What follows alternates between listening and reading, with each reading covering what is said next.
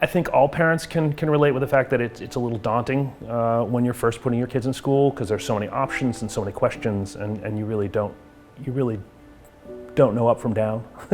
I had heard good things about the Y program, so at that point, I put my kids in school. I'm going to put my kids in the Y program because I was studying for my own degree. I was actually studying for early childhood education, and in my studies, we had to go into different early education environments and observe and assess their practices. And hands down, when I went in and observed my own children's class, it was so much more consistently research-based. I was so pleased because my kids were able to take part in it. The parents have to work, and they already have a lot of stress, especially with the pandemic. Knowing their kids are in a safe environment, in a stable environment where they're learning, they're well fed, they're loved, and they're being taken care of, I think eases that parent's mind a lot. I think if we didn't have early education right now, it would really be tough. Sometimes there are things that parents don't see with their children, or they could only have one child in the home. And so there's lots of developmental milestones that the child should be meeting that the parents don't necessarily know. So the importance of early education is when they come is that we assess them.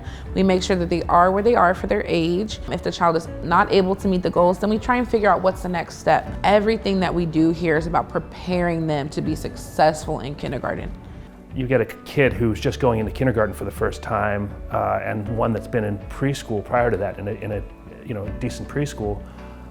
It's night and day. One of the children, one child is trying desperately to be able to figure out how to work with other people, how to express their emotions, how to control their emotions, how to share, how to do basic things, and the other child's got that under their belt, and so they're able to pay attention to more of the traditional ideas of learning how to read and how to do math and so on and so forth. So the child who's had a quality early education has more of a chance of graduating from high school. They have more of a chance of staying out of prison. They have more of a chance of having really positive relationships in their life. The list goes on and on. So the value of an early education is profound. And I feel very grateful that my children were able to access that. So. And I think a lot of times people on the outside who don't work in the field tend to look at it as a babysitting, but it's very far from that. They're learning from the time they come in the door to washing their hands to, at the end of the day, telling their friends goodbye. One of the most important things I want decision makers and community members to know is that it takes a lot. For an early childhood program, there's a lot that goes into it to make it successful.